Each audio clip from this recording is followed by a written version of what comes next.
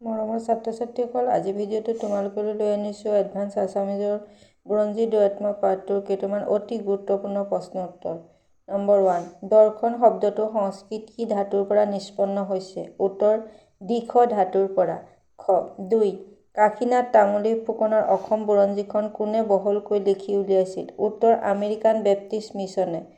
3, বৈদিক সাহিত্যৰ অন্তিম ভাগ কি? উত্তৰ, বেদান্ত বা উপনিষদ। 4, ধী শক্তিৰ অৰ্থ কি? উত্তৰ, বুদ্ধি বা মেধাৰ ক্ষমতা। 5, দৰ্শনৰ ভাগ কেইটা আৰু কি কি? উত্তৰ, দৰ্শনৰ ভাগ 2টা, আস্তিক দৰ্শন আৰু নাস্তিক দৰ্শন।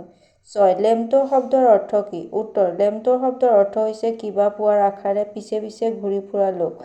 7, ন্যায় দৰ্শনৰ প্ৰণেতা কোন? উত্তৰ, ন্যায় দৰ্শনৰ প্ৰণেতা হৈছে মহৰ্ষি গৌতম। 8, বুৰঞ্জী কোন ভাষাৰ শব্দ? উত্তৰ, বুৰঞ্জী টাই ভাষাৰ শব্দ। 9, বুৰঞ্জী দ্বৈতাত্ম্য নামৰ পাঠৰ আধাৰত অসমীয়া বুৰঞ্জী সাহিত্যৰ বিষয়ে চমুকৈ লিখা। উত্তৰ, অসমৰ বুৰঞ্জী ৰচনাৰ পৰম্পৰা অতি প্ৰাচীনেই নহয়, ভাৰতৰ ভিতৰত প্ৰাচীনতৰ ক্ষেত্ৰত অন্যতম বুলি ক'ব পাৰি।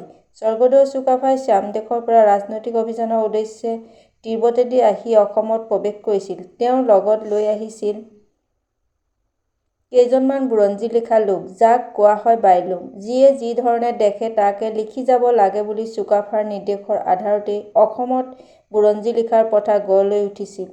সেয়ে ই বেজবৰুৱাই আহোমসকলৰ এই গুণটোক বুৰঞ্জী সম্পৰ্কে থকা জন্মগত চেঞ্জ বুলি কৈছে। আহোমসকলৰ এই মহৎ তৰাৰত লুকাই থকা অনৈতিহাসিক চিন্তা চৰ্চাৰ বিকাশে আনহাতেদি সেই সময়ত অসমৰ বিভিন্ন ৰাজফৈদ বা বংশক অনুপ্ৰাণিত কৰিলেও বুৰঞ্জী ৰচনাৰ নামত জাহি জাবৰৰ দমৰহে সৃষ্টি হৈছিল, সেই কথাটোহে লেখকে গুৰুত্ব দিয়ে।